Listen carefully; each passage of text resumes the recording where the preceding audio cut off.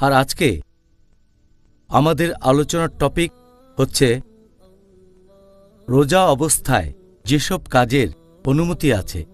Doctor Zakir, আসসালামু আলাইকুম রহমতুল্লাহি ওয়া বারাকাতুহু। ওয়ালাইকুম আসসালাম রহমতুল্লাহি ওয়া বারাকাতুহু। আপনি কেমন আছেন? আলহামদুলিল্লাহ, আল্লাহর রহমতে ভালো। মাশাআল্লাহ। আজকের টপিক, এটা নিয়ে আমাদের মুসলিম সম্প্রদায়ের অনেকের মধ্যেই কিছু ভুল ধারণা আছে। বিশেষ করে আমি যে দেশ থেকে এসেছি, অনেকে এই সময় এমন কিছু কাজ থেকে বিরত থাকে। এখানে আমরা এই পর্বে আলোচনা করার মাধ্যমে জানব যে সেগুলো সুন্নত, আর আল্লাহ তাআলাও আমাদেরকে এই কাজগুলো করার জন্য সুপারিশ করেছেন। তাহলে আসুন সেরকম একটা প্রশ্ন দিয়ে আমরা আজকের পর্বটা শুরু করি। সেটা হচ্ছে গোসল করার প্রসঙ্গে। গোসল, অনেক সময় আমরা গোসল করি আমাদের শরীরকে ঠান্ডা করার জন্য, যদি বেশি গরম পড়ে। আবার অনেক সময় সহবাসের পর নাপাক অবস্থা দূর করার জন্য। এখন আমাদের গোসল করার অনুমতি আছে রোজা রাখা অবস্থায়? আলহামদুলিল্লাহ, ওয়াসসালাতু ওয়াসসালাম আলা রাসূলিল্লাহ ওয়া আলা আলিহি ওয়া সাহবিহি আজমাইন, আম্মা বাদ। আউযু বিল্লাহি মিনাশ শাইতানির রাজীম। বিসমিল্লাহির রহমানির রহিম। রব্বি ইশরাহ লি সাদরি ওয়া ইয়াসসির লি আমরি ওয়াহলুল উকদাতাম মিন লিসানি ইয়াফকাহু কাওলি। আপনি যদি বলেন গোসল করার কথা, গোসল করা এটা হতে পারে ধর্মীয় ফরজ। গোসল করা যদি আপনার শরীর অপবিত্র থাকে স্ত্রী সহবাসের পর, অথবা হতে পারে শরীর পরিষ্কার করার জন্য, শরীরের ময়লা আর ঘাম পরিষ্কারের জন্য, অথবা অনেকে গোসল করে কারণ তার পিপাসা লেগেছে অথবা গরম লাগছে। এখন কারণ যাই হোক না কেন, যদি সে কোনো পানি না খেয়ে ফেলে সেক্ষেত্রে তার রোজা ভেঙে যাবে না। তাহলে রোজা রেখে গোসলের অনুমতি আছে। আর অনেক হাদিসেই আমাদের বলছে যে এটার অনুমতি আছে। এটা উল্লেখ করা হয়েছে সেই বুখারীতে খণ্ড নম্বর 3, বুক অব ফাস্টিং, হাদিস নাম্বার 1926, যে আয়েশা রাদিয়াল্লাহু আনহা তিনি বলেছেন যে আমাদের নবী ঘুম থেকে উঠলেন, তিনি রাতে সহবাস করেছিলেন, তখন তিনি জানাবা অবস্থায় ছিলেন, তিনি রোজাও ছিলেন। প্রথমে গোসল করলেন, তারপর রোজা থেকে গেলেন। তাহলে এখানে গোসলটা ফরজ, কারণ তিনি স্ত্রী সহবাস করেছেন, সেজন্য গোসল আবশ্যিক অর্থাৎ ফরজ। এছাড়াও এটার উল্লেখ আছে সূরা আবু দাউদ খণ্ড নম্বর 2, বুক অব ফাস্টিং, হাদিস নাম্বার 2359। হযরত আবু বকর রাদিয়াল্লাহু আনহু তিনি বলেছেন যে তিনি এক লোককে বলতে শুনেছেন যে নবী যখন আল আরজে গিয়েছিলেন তখন রোজা ছিলেন তিনি, এবং নিজের মাথায় পানি ঢাললেন, কারণ তৃষ্ণার্ত ছিলেন অথবা খুব গরম লাগছিল। তাহলে আপনার পিপাসা পেলে অথবা গরম লাগলে মাথায় পানি ঢালতে পারেন, আপনিও গোসল করতে পারেন রোজা থাকা অবস্থায়। এছাড়াও আরেকটা হাদিসে আছে সহিহ বুখারীতে খণ্ড নম্বর 3, বুক অব ফাস্টিং, অধ্যায় নম্বর 25, ইবনে ওমর রাদিয়াল্লাহু আনহু তিনি পোশাক পানিতে ভিজিয়ে নিয়ে তারপর পড়লেন। এই একই অধ্যায়ে সহিহ বুখারী খণ্ড নম্বর 3, বুক অব ফাস্টিং, অধ্যায় নম্বর 25 বলা হয়েছে যে আনাস রাদিয়াল্লাহু আনহু তিনি বলেছেন যে রোজা থাকা অবস্থায় তিনি এক গামলা পানিতে বসে থাকতেন। তাহলে এই হাদিসগুলো আমাদের বলছে যে গোসল করা, মাথার উপর পানি ঢালা, হোক সেটা ধর্মীয় কারণে, হোক সেটা ফরজ, অথবা হোক সেটা মুবাহ।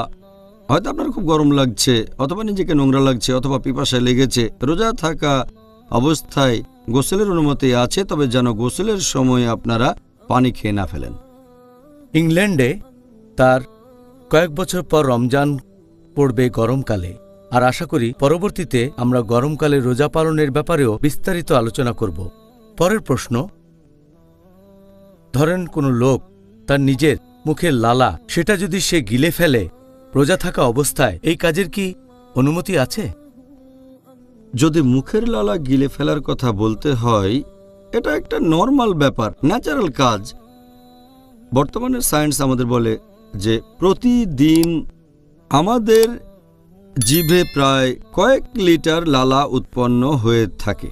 আর এটা নর্মাল, ন্যাচারাল যে মানুষ তার লালা গিলে ফেলবে, ভেতরে চলে যাবে, এটাকে অ্যাভয়েড করা যায় না। আল্লাহ পবিত্র কোরআনে বলেছেন, সূরা বাকারা অধ্যায় নম্বর 2 আয়াত নম্বর 185, বলা হয়েছে যে তোমরা রোজা রাখবে পবিত্র রমজান মাসে। অসুস্থ থাকলে, ভ্রমণ করলে সেটা পরে রাখতে হবে। তারপরে বলা হয়েছে আল্লাহ সুবহানাহু ওয়া তাআলা এটা তোমাদের জন্য সহজ করে দিতে চান, তোমাদের কঠিন অবস্থায় ফেলতে চান না। পবিত্র কোরআনে সূরা হজ অধ্যায় নম্বর 22 আয়াত নম্বর 78, আল্লাহ সুবহানাহু ওয়া তাআলা দ্বীনের ব্যাপারে তোমাদের উপর কঠোরতা আরোপ করেননি।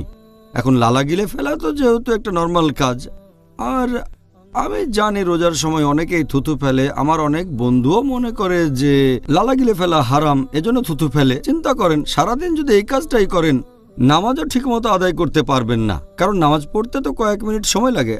আর এই সময় মুখে লালা জমা হয়ে যাবে। এখন কি থুথু ফেলায় মনোযোগ দেবেন নাকি আল্লাহ সুবহানাহু ওয়া তাআলার কাজে? যদি তখন কোরআন পড়েন, তখন তো বাইরে থুথু ফেলতে হবে সব সময়। কিছু লোককে আমি জানি যারা সব সময় একটা পাত্র সাথে রাখে, সেই পাত্রে থুথু ফেলে, তারা নিয়মটা জানে না। তাহলে কেউ যদি মুখের লালা গিলে ফেলে, নর্মাল লালা যেটা সবসময় মুখে থাকে, এটাকে কোনোভাবেই অ্যাভয়েড করা যায় না। একইভাবে যদি কারো নাকে মুখে ধুলা যায়, ধরেন সে কোনো শহরে গেছে যেটা খুবই নোংরা, নাকে মুখে ধুলা, তখন জোরে শ্বাস নিলেন, কিছু ধুলা গেল ফুসফুসে বা অন্য কোথাও, এই সবেরই অনুমতি আছে, কারণ এগুলো সবই নর্মাল কাজ, আর এতে করে রোজা ভেঙে যায় না। পানি দিয়ে মুখ আর নাক পরিষ্কার করার অনুমতি কি আছে? অনেকে হয়তো মুখের ভেতর পানি নিয়ে কুলি করছে, এটা করছে হয়তো অজুর সময়। এই কাজের কি অনুমতি আছে? মুখের ভেতরে পানি দেওয়ার কথা যদি বলেন, অথবা মুখে পানি নিয়ে গার্গল করা, অথবা নাকের ভেতরে পানি দেয়া, হতে পারে তার গরম লাগছে বেশি, অথবা সে অজু করছে, এটার অনুমতি আছে, কারণ এটা শরীরের ভেতরে যাচ্ছে না। আর পানি যদি শরীরের ভেতরে না যায়, যদি পানি গিলে না ফেলেন, অনুমতি আছে। আর অজুর সময় অবশ্যই গার্গল করতে হবে, পানি মুখে দিয়ে কুলি করতে হবে। আর এই অজু করা হলো ফরজ নামাজ পড়ার আগে।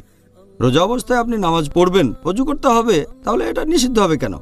এখন কেউ যদি মুখের ভেতরে পানি দেয়, অজুর সময় গার্গল করে বা অন্য কিছু, সে খেয়াল রাখবে যেন পানি গিলে না ফেলে। আর যখন সে নাকে পানি দেয়, কিছু লোক মনে করে যে এতে রোজা ভেঙে যায়, এটার ভিত্তি একটা হাদিস, আর এজন্যই তারা অজুর সময় নাকের মাথায় একটু পানি দেয়, ভেতরে পানি দেয় না। কারণ একটা হাদিস আমাদের নবী মুহাম্মদ সাল্লাল্লাহু আলাইহি ওয়াসাল্লামের, আমাদের নবী বলেছেন, এই হাদিসটার উল্লেখ আছে সুনান আবু দাউদ খণ্ড নম্বর 2 বুক অব ফাস্টিং হাদিস নম্বর 2360। আমাদের নবী বলেছেন, তোমরা অজুর সময় নাকে প্রচুর পানি দেবে, শুধু রোজার সময় বাদে। তার মানে নবী বলেছেন অজুর সময় নাকে বেশি করে পানি দিতে হবে, শুধুমাত্র রোজার সময় বাদে। তার মানে যদি নাক দিয়ে পানি গলা থেকে পেটে চলে যায়, তাহলে রোজাটা তখন ভেঙে যাবে। তার মানে এই না যে নাকের ভেতরে পানি দেয়া নিষিদ্ধ। এমনিতে যদি পানি দেন, সাধারণত গলার ভেতরে যায় না, যদি বেশি করে পানি দেন তাহলেও ভেতরে যাবে না, তবে যেতে পারে। তাই সাবধান করে দেওয়া হয়েছে যে রোজা থাকা অবস্থায় নাকে বেশি পানি দিও না, অন্য সময় বেশি দেওয়া যাবে।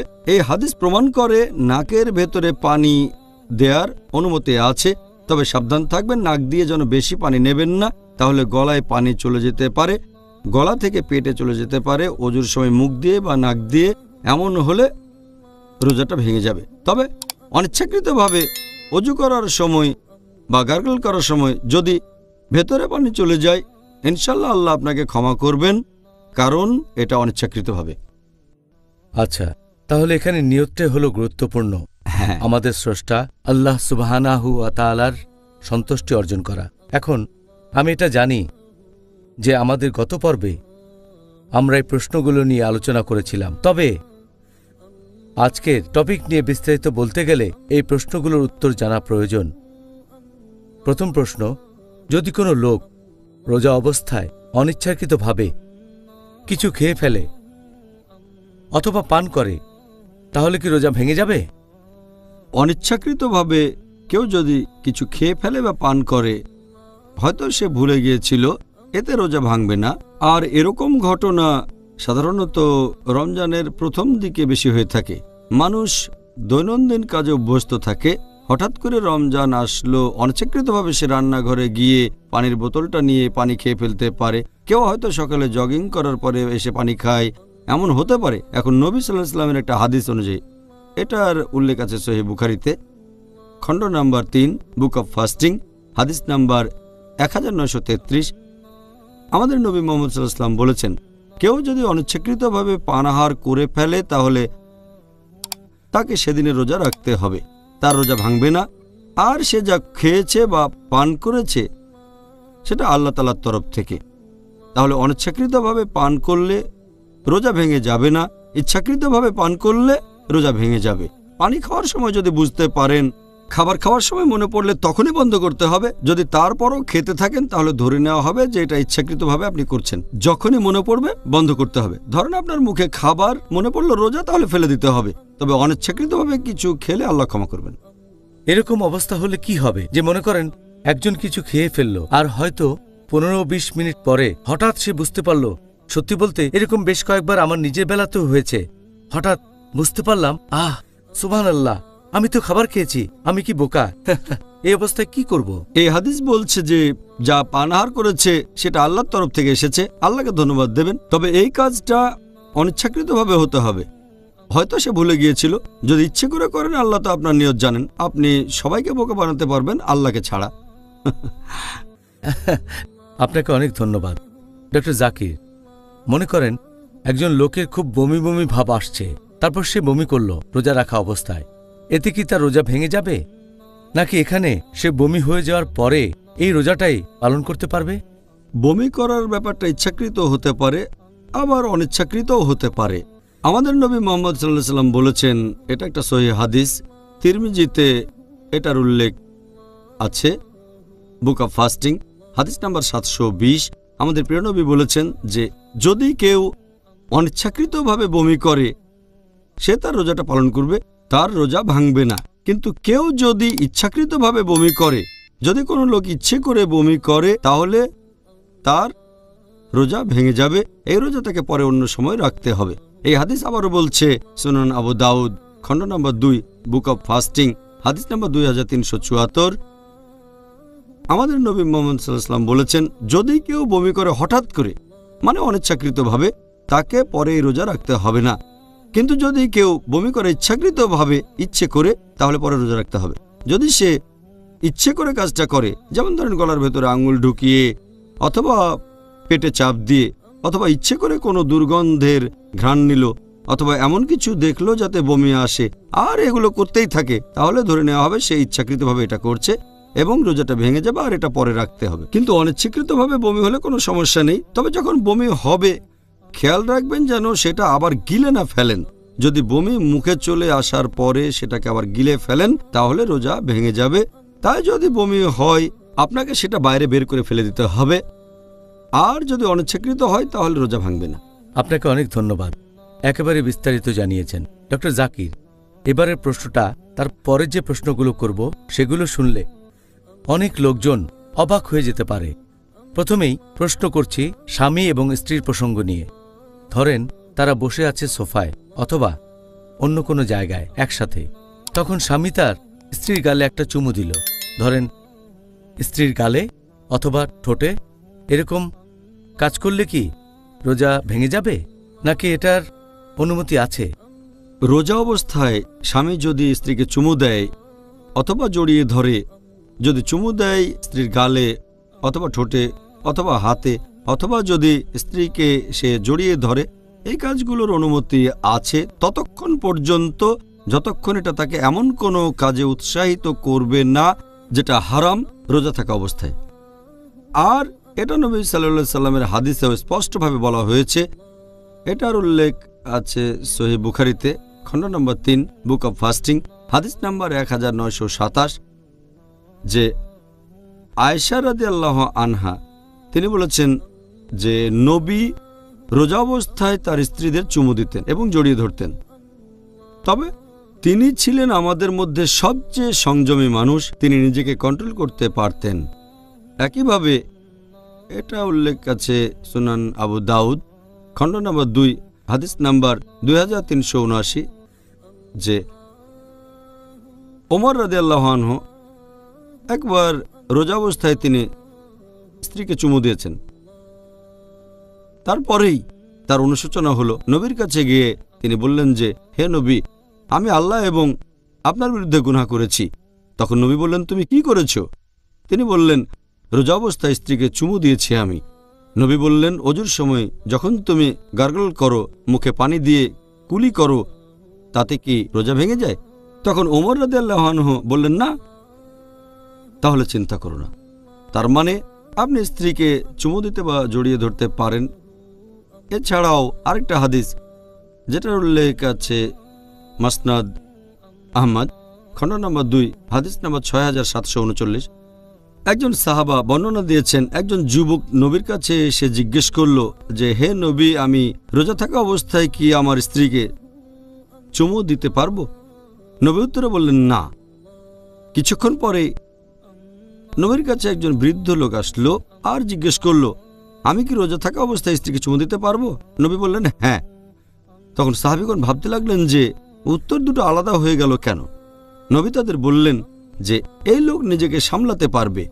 এখানে নিয়মটা হচ্ছে, যদি কেউ জানে যে স্ত্রীকে চুমু দেওয়া বা জড়িয়ে ধরার পর সে নিজেকে কন্ট্রোল করতে পারবে, এতে সে এমন কোনো কাজে উৎসাহিত হবে না যাতে রোজা ভেঙে যায়। যেমন ধরেন, সে তখন সহবাসে লিপ্ত হতে পারে অথবা বীর্যস্খলন হতে পারে। যদি নিজেকে কন্ট্রোল করতে পারে, চুমু বা জড়িয়ে ধরার অনুমতি আছে। যদি নিজেকে কন্ট্রোল করতে না পারেন, যদি ভয় পান যে এমন কাজ করে ফেলবেন যাতে রোজাটা ভেঙে যায়, যেমন সহবাস বা বীর্যস্খলন, তখন আপনার জন্য নিষিদ্ধ। এটা করার অনুমতি আছে, তবে পাশাপাশি ইসলামিক হেলথ ওয়ার্নিংও দেওয়া হয়েছে। আচ্ছা, এবারের প্রশ্ন আগের প্রশ্নটার সাথে এটার কোনো সম্পর্ক নেই। একজন পুরুষ মানুষ কি তার স্ত্রীর সাথে রমজান মাসে সহবাস করতে পারবে সন্ধ্যার পরে, মানে রোজা রাখা শেষ হওয়ার পরে? প্রথম দিকে যখন মুসলিমদের জন্য রোজা রাখা ফরজ করা হলো, আল্লাহ বলেছেন পবিত্র কোরআনে সূরা বাকারা অধ্যায় নম্বর 2 আয়াত নম্বর 185, রমজান হলো সেই মাস যে মাসে পবিত্র কোরআন নাজিল হয়েছে মানুষের পথের দিশারি হিসেবে এবং সৎপথের স্পষ্ট নিদর্শন ও সত্য মিথ্যের পার্থক্যকারী রূপে। তারপর বলা হয়েছে যে যারা এই মাসটা পাবে তারা রোজা রাখবে। তাহলে যখন মুসলিমদের জন্য এই রোজাকে ফরজ করা হলো পুরো রমজান মাস ধরে, প্রথম দিকে নিয়মটা এমন ছিল যে স্ত্রীর কাছে যাওয়া, স্ত্রীর সাথে সহবাস করা পুরো রমজান মাসে নিষিদ্ধ হোক, সেটা দিনের বেলায় অথবা রাতের বেলায়। আর আল কুরতুবীর তাফসিরে এটা উল্লেখ আছে, খণ্ড নম্বর 2 পৃষ্ঠা নম্বর 210, যে উমর রাদিয়াল্লাহু আনহু একবার নবীর সাথে রাতে অনেক সময় ছিলেন, তারপর নবীকে ছেড়ে নিজের বাসায় চলে আসলেন। যখন বাসায় আসলেন তখন তার স্ত্রীর সাথে সহবাসের ইচ্ছে হলো। তিনি সহবাস করলেন। সকালে ঘুম থেকে উঠে খুব লজ্জা পেলেন এবং নবীর কাছে গিয়ে বললেন, আমি আল্লাহ এবং আপনার সাথে অন্যায় করেছি। নবী তখন বললেন, কেন? কারণ আমি স্ত্রীর সাথে সহবাস করেছি। আমার ইচ্ছা হয়েছিল, তখন স্ত্রীর কাছে গিয়েছিলাম, তার সাথে বিছানায় গিয়েছি, তার সাথে সহবাস করেছি। নবী বললেন, তুমি কি সত্যি এটা করেছো? ওমর রাদিয়াল্লাহু আনহু বললেন, হ্যাঁ। তিনি নবীকে বললেন, কোনোভাবে কি আমাকে ক্ষমা করা যায়? তখন নবী সাল্লাল্লাহু আলাইহি সাল্লাম বললেন, আল্লাহ ছাড়া কেউ তোমাকে ক্ষমা করতে পারে না, একমাত্র তিনি পথ দেখাতে পারেন। এর পরপরই সূরা বাকারার একটা আয়াত অধ্যায় নম্বর 2 আয়াত 187 নাজিল করা হলো। বলা হলো, সিয়ামের রাতে তোমাদের জন্য স্ত্রী সহবাস করা বৈধ করা হয়েছে। হুন্না লিবাসুল লাকুম ওয়া আনতুম লিবাসুল লাহুন্না, কারণ তারা তোমাদের পরিচ্ছদ, তোমরা তাদের পরিচ্ছদ। আয়াতটাতে আরো বলা হয়েছে যে আল্লাহ জানেন তোমরা এই সময়ে নিজেদের সাথে অবিচার করছিলে, আল্লাহ তোমাদের ক্ষমা করেছেন।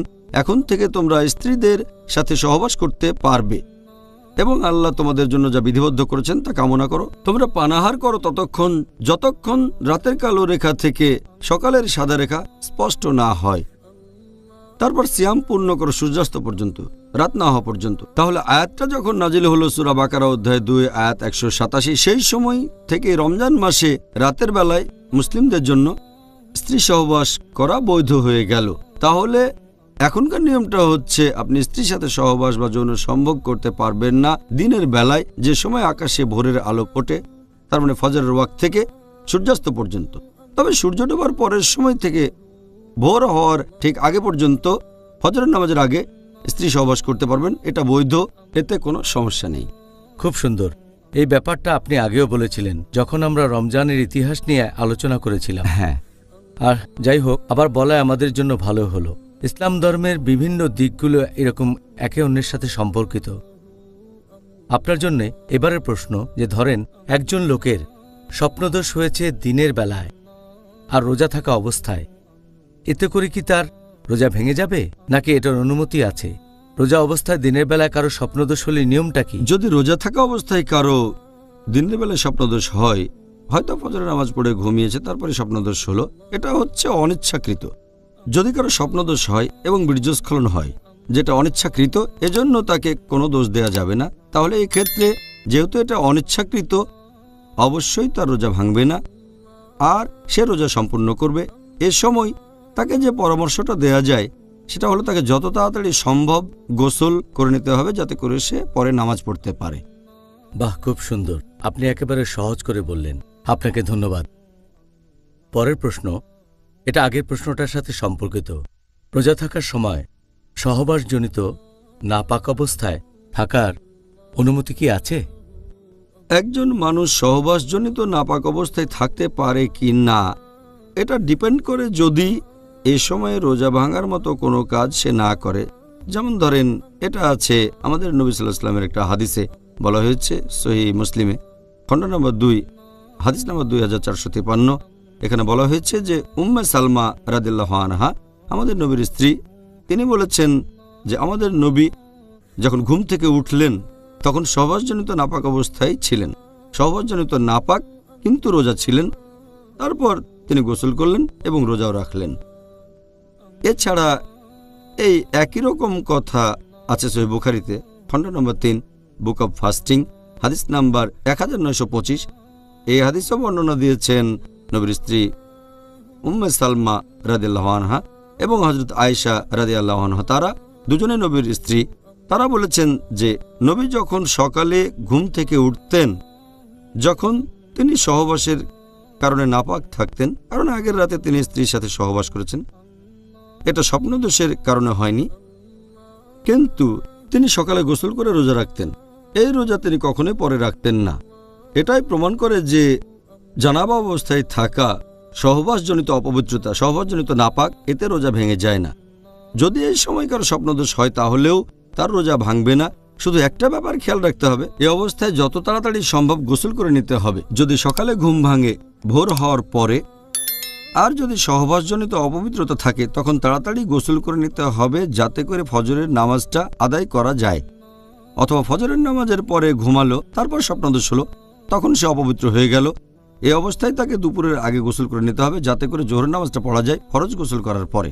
আচ্ছা, আশা করি দর্শকদের কাছেও এই বিষয়টা পরিষ্কার হয়েছে। আর একইভাবে যদি রজস্রাব হয় কোনো মহিলার, কারো রজস্রাব হলে এবং রজস্রাব যদি ফজরের ঠিক আগে বন্ধ হয়ে যায়, সে যদি দেরি করে গোসল করে, হয়তো তখন ভোর হয়ে গেছে, আর যদি গোসল করে ফজরের নামাজের ঠিক আগে, এতেও কোনো সমস্যা নেই। খুব সুন্দর, আপনাকে অনেক ধন্যবাদ। পরের প্রশ্ন, ধরেন একজন মহিলা রোজা থাকা অবস্থায় রান্না বান্না করছে, সে কি খাবারের স্বাদ নিতে পারবে? এখন আপনি যদি রান্না করার কথা বলেন, হোক সেটা পুরুষ রাঁধুনি বা মহিলা রাঁধুনি, সহিহ বুখারীর একটা হাদিস আছে খণ্ড নম্বর 3 বুক অব ফাস্টিং অধ্যায় নম্বর 25। এখানে ইবনে আব্বাস বর্ণনা দিয়েছেন যে রান্নার সময় তরকারি বা খাবারের স্বাদ নিলে রোজা ভেঙে যায় না। এটা একটা মুআল্লিক হাদিস, তবে এর সাথে সম্পর্ক আছে আরও হাদিসের, যেমন সহিহ ইবনে শাইবা এবং বাইহাক্কি। এভাবে এই হাদিসকেও বলা হয়েছে সহিহ। এখানে বলা হয়েছে যে ইবনে আব্বাস রাদিয়াল্লাহু আনহু তিনি বলেছেন রোজা অবস্থায় সিরকা এবং খাবারের স্বাদ নেওয়া যাবে। এই হাদিসগুলো প্রমাণ করে যে রোজা থাকা অবস্থায় খাবারের টেস্ট নিতে পারেন, তবে সাবধান থাকতে হবে। খাবার গিলে ফেলবেন না, ওটা আপনার পেটে চলে যাবে না। আর এই কারণেই বিশেষজ্ঞগণ বলেন যে কাজটা প্রয়োজন হলে করবেন, তা না হলে বাদ। যেমন ধরেন ইমাম আহমদ ইবনে হাম্বল তিনি বলেছেন খাবারের স্বাদ নেওয়াটা মাকরু, যদি না এটা আবশ্যক হয়। এরপর শেখ ইবনে তাইমিয়া তিনি বলেছেন যে এটা মাকরু যদি না প্রয়োজন থাকে। আর যখন এভাবে খাবারের স্বাদ নেওয়া প্রয়োজন হবে তখন নিজের জিহ্বার সামনে রাখবেন যাতে বুঝতে পারেন যে সেই খাবারটা মিষ্টি নাকি ওটা নোনতা স্বাদ। তারপর খাবার ফেলে দেবেন, গিলে ফেলবেন না।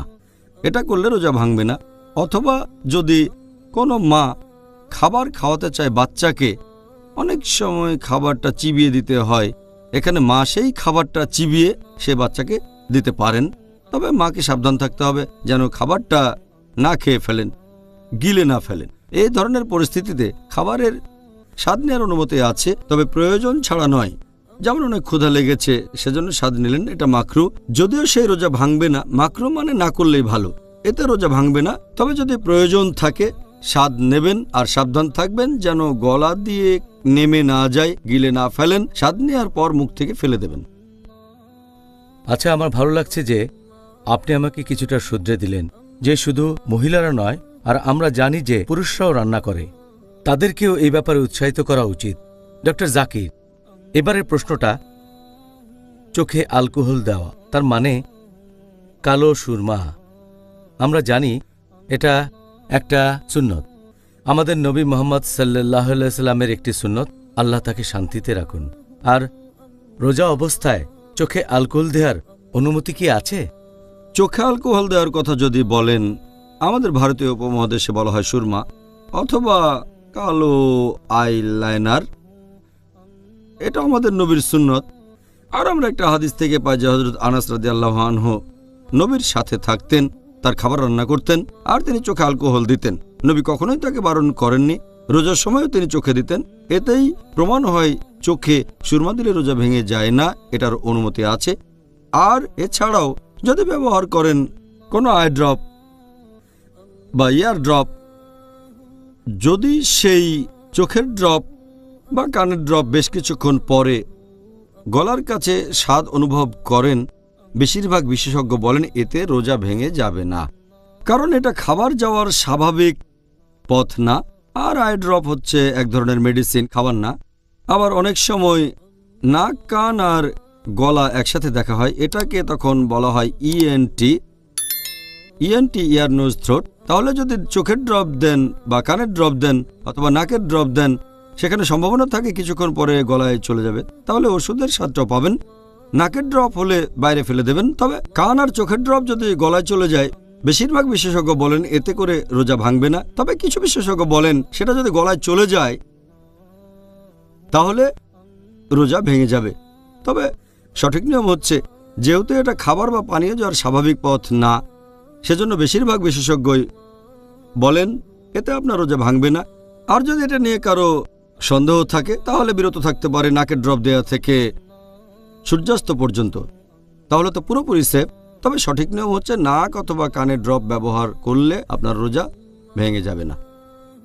একই রকম নিয়ম কি আতরের বেলায়ও, মানে পারফিউম? আতর সুগন্ধির কথা বলছেন? হ্যাঁ, আতর লাগানো। ধরেন আপনি শরীরে আতর লাগাচ্ছেন রোজার মধ্যে বা শুরু করার আগে, এখানেও কি নিয়মটা এক? যদি কোনো সুগন্ধি লাগিয়ে সেটার গন্ধ নেন এতে কোনো সমস্যা নেই। পারফিউমের গন্ধ নেওয়ার অনুমতি আছে, যে কোনো পারফিউম।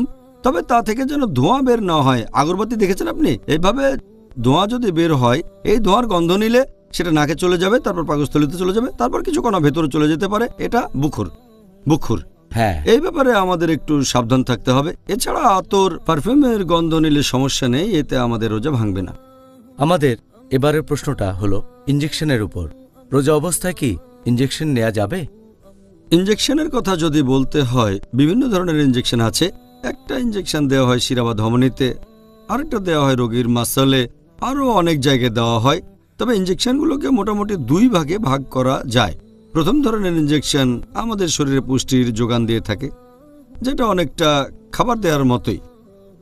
যেমন ধরেন আমাদের শরীরে ইনজেকশনের মাধ্যমে গ্লুকোজ দেওয়া হয়। কারো হয়তো অতিরিক্ত ডিহাইড্রেশন চলছে, সে হয়তো মুখ দিয়ে খেতে পারছে না, এমন পরিস্থিতিতে ইনজেকশনের মাধ্যমে গ্লুকোজ দেওয়া হয়ে থাকে পুষ্টি গ্রহণের জন্য। এটা যেহেতু অনেকটা খাবার দেওয়ার মতো, এতে রোজা ভেঙে যাবে। কিন্তু এটা যদি পুষ্টি গ্রহণ না হয়, শুধু মেডিকেল চিকিৎসা হয়, যেমন ইনসুলিন, তাতে পুষ্টি গ্রহণের কথাই আসছে না। অথবা হতে পারে পেনিসিলিন। এই ধরনের মেডিকেল চিকিৎসা শরীরে কোনো পুষ্টির যোগান দেয় না। যেহেতু এগুলো খাবার না, এই ওষুধগুলো দিনের বেলায় দেয়া যেতে পারে, এতে রোজা ভাঙবে না। যদিও অনেক বিশেষজ্ঞ বলেন যে এটা মাকরু না করলে ভালো, সূর্য ডোবার পরে ওষুধ নেওয়াটাই আসলে সবচেয়ে উত্তম।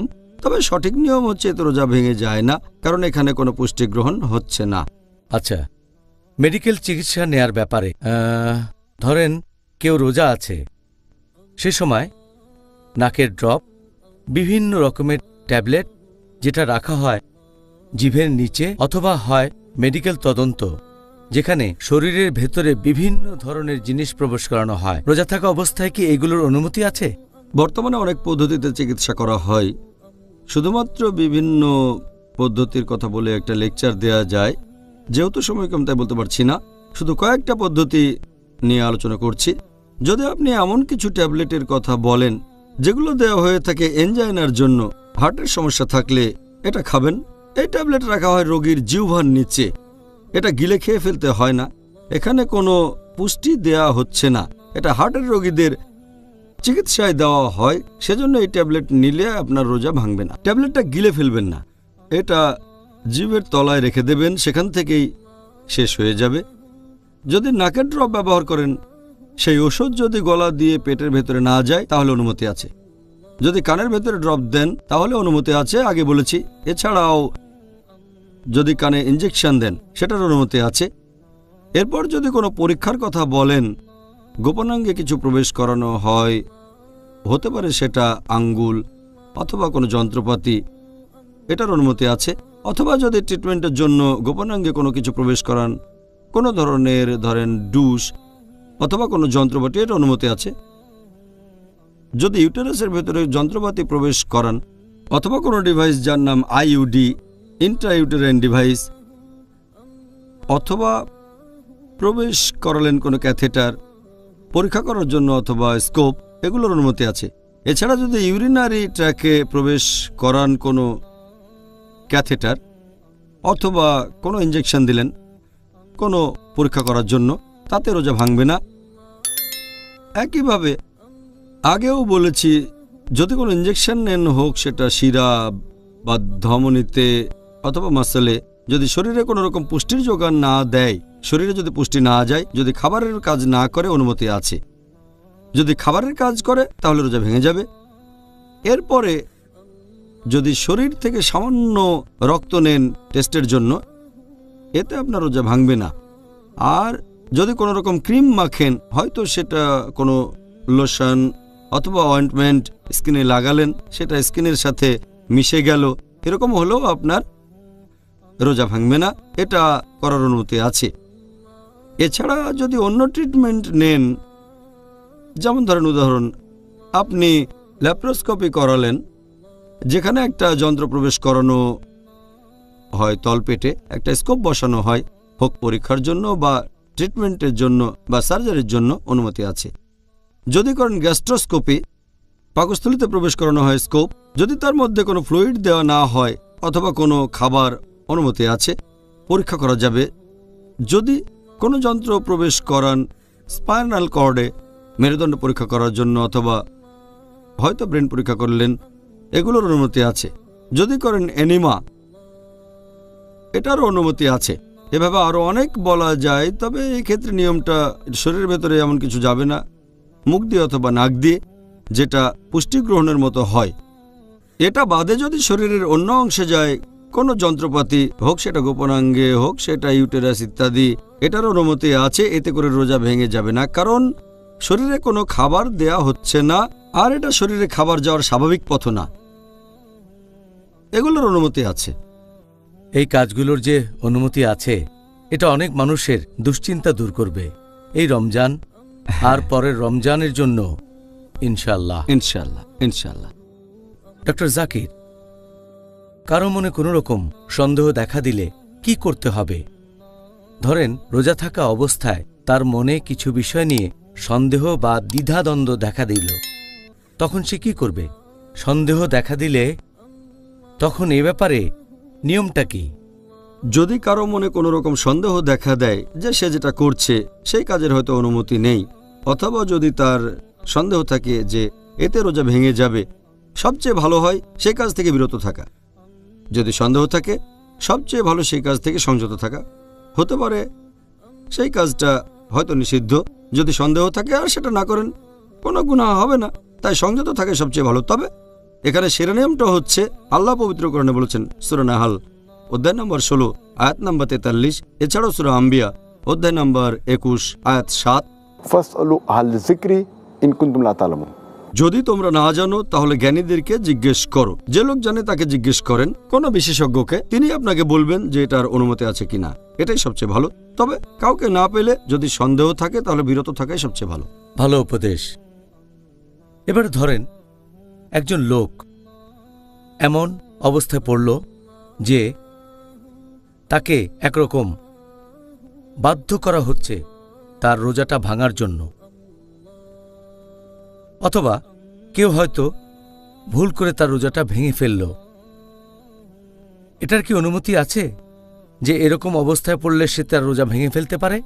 এরকম নিয়ম আছে কিনা যে কেউ তার রোজা ভাঙবে, অনুমতি আছে কিনা, কেউ যদি না জেনে বা ভুল করে রোজা ভেঙে ফেলে, আল্লাহ পবিত্র কোরআনে বলেছেন সূরা নাহাল অধ্যায় নম্বর 16 আয়াত নম্বর 106 যে কেউ ঈমান আনার পরে যদি সে আল্লাহকে অস্বীকার করে, যদি না তাকে বাধ্য করা হয়, তার মানে জোর করা হলে শিরকও করতে পারেন।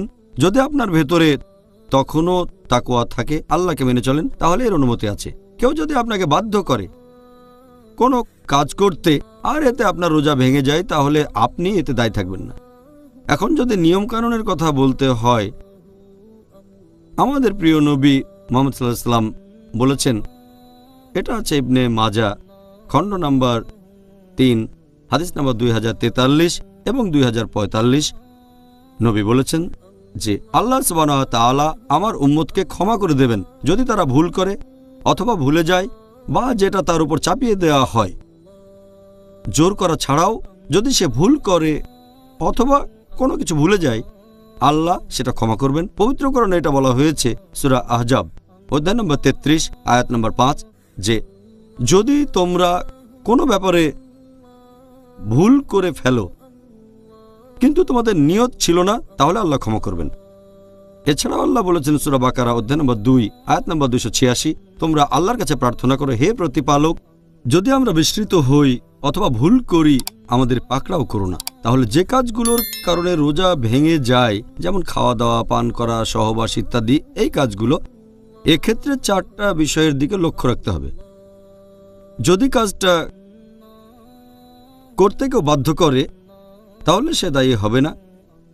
যদি কেউ আপনাকে জোর করে সেজন্য আপনি দায়ী হবেন না, আল্লাহ আপনাকে ক্ষমা করবেন।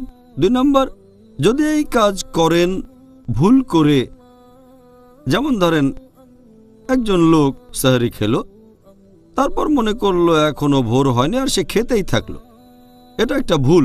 যখন সে বুঝলো খাওয়া বন্ধ করলো, এটা সে ভুল করেছে, আল্লাহ ক্ষমা করে দেবেন। অথবা কেউ হয়তো ভুলে গিয়ে একটা কাজ করে ফেললো, যেমন কেউ হয়তো রোজা অবস্থায় অনিচ্ছাকৃতভাবে পানি খেয়ে ফেললো, যদি ভুল করে থাকে তাহলে আল্লাহ ক্ষমা করবেন, সে রোজা রাখতে পারবে। 4র্থ পয়েন্টটা হচ্ছে যদি কেউ না জেনে কোনো কাজ করে, এটা সম্পর্কে জানতোই না, যেমন ধরেন একটা লোক হয়তো জানে না যে ইচ্ছাকৃতভাবে বমি করলে, ইচ্ছে করে বমি করলে রোজাটা ভেঙে যায়, আর তারপর সে হয়তো মুখের ভেতরে আঙ্গুল দিয়ে ইচ্ছে করে বমিটা করে ফেললো, তাহলে সেই কাজটা করলে একেবারে না জেনে। এমন হলে ইনশাল্লাহ আল্লাহ ক্ষমা করবেন। এই 4টা ক্যাটাগরি, কারণ আল্লাহ আমাদের উপর অতিরিক্ত বোঝা চাপাতে চান না। আর নবী বলেছেন যদি তোমরা ভুলে যাও অথবা ভুল করো অথবা যদি তোমাদের বাধ্য করা হয়, এমন হলে ইনশাল্লাহ আল্লাহ ক্ষমা করবেন। এটা আল্লাহ সুবহানাহু ওয়া তাআলার দয়া। সত্যি বলতে ডক্টর জাকির, আমার কাছে এটা পরিষ্কার, আর আশা করি দর্শকের কাছেও পরিষ্কার, যে আল্লাহর দয়া তার শাস্তির চেয়ে অনেক বেশি। আল্লাহু আকবার, সুবহানাল্লাহ। তাহলে আমরা ইন্টারভিউয়ের শেষ পর্যায়ে চলে এসেছি। এবারে আমরা পিস টিভির দর্শকদের পাঠানো প্রশ্নগুলো নিয়ে আলোচনা করব ইনশাআল্লাহ। তাহলে আর কথা না বাড়িয়ে একজন দর্শকের প্রশ্ন দিয়ে শুরু করছি। ধরেন একজন লোক অ্যাজমা রোগে ভুগছে, অ্যাজমা, তখন সে কি রোজা রাখা অবস্থায় চিকিৎসা নিতে পারে, যেমন অক্সিজেন ভ্যাপোরাইজার বা বিভিন্ন রকমের ট্যাবলেট? যদি কোনো লোক অ্যাজমার জন্য চিকিৎসা নিয়ে থাকে, অ্যাজমা বা হাঁপানির রোগীরা বিভিন্ন রকমের চিকিৎসা নিয়ে থাকে, হতে পারে পাফার, হতে পারে অক্সিজেন অথবা ভ্যাপোরাইজার, এছাড়াও হতে পারে ট্যাবলেট বা ক্যাপসুল। এক কথায়, যদি কেউ পাফার ব্যবহার করে তখন সেখান থেকে গ্যাস চলে যায় ফুসফুসে, ফুসফুসে আকারে বড় হয়।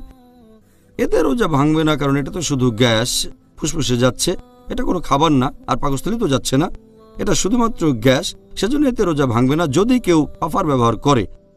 এরপর যদি অক্সিজেনের কথা বলেন, এটা ফুসফুসের ভেতরে চলে যায় আবার বেরিয়ে আসে, এভাবে ফুসফুসে অক্সিজেন নিলে রোজা ভেঙে যাবে না, রোজা বাতিল হয়ে যাবে না।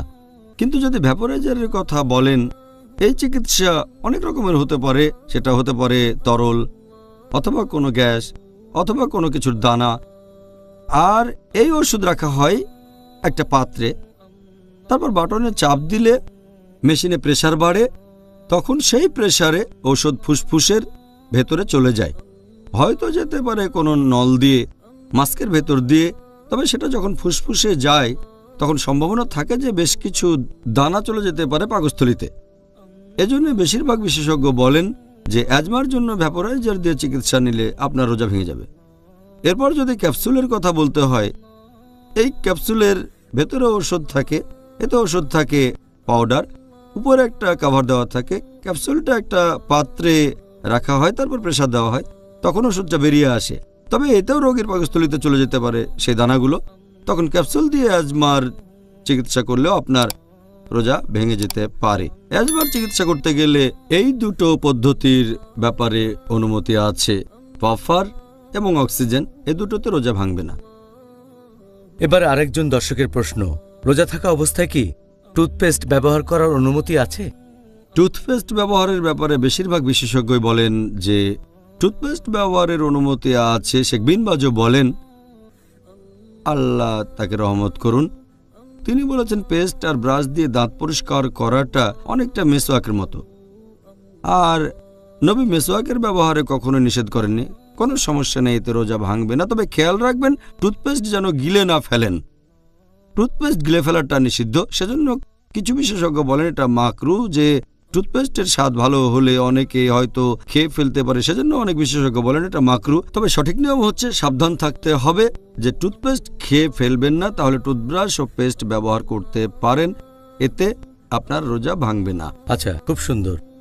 দর্শকদের কাছ থেকে পরের প্রশ্ন, রোজা অবস্থায় কি থুতু ফেলতে হবে?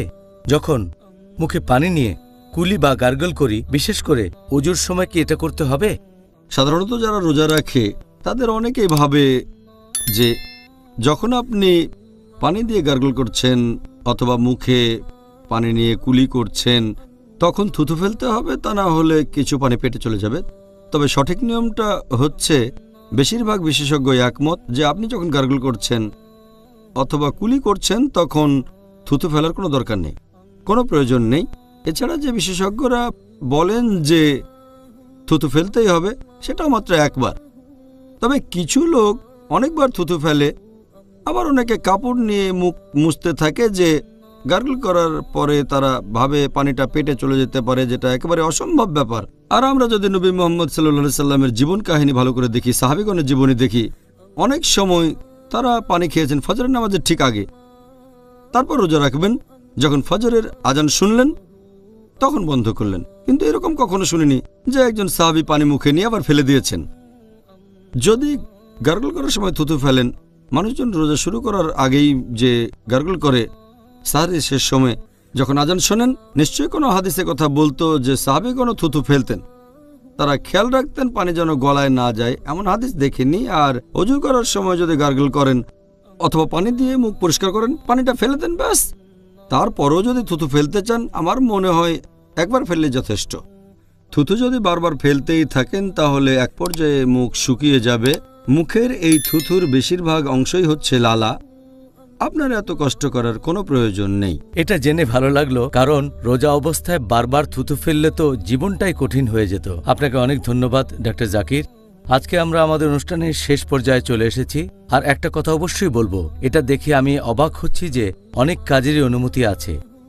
কারণ আপনি দেখবেন যে আমাদের মুসলিম ভাই বোনদের মধ্যে একটা ধারণা আছে যে ইসলাম সবসময় বলছে না না না, আসলে ইসলাম বলছে হ্যাঁ হ্যাঁ হ্যাঁ। আলহামদুলিল্লাহ,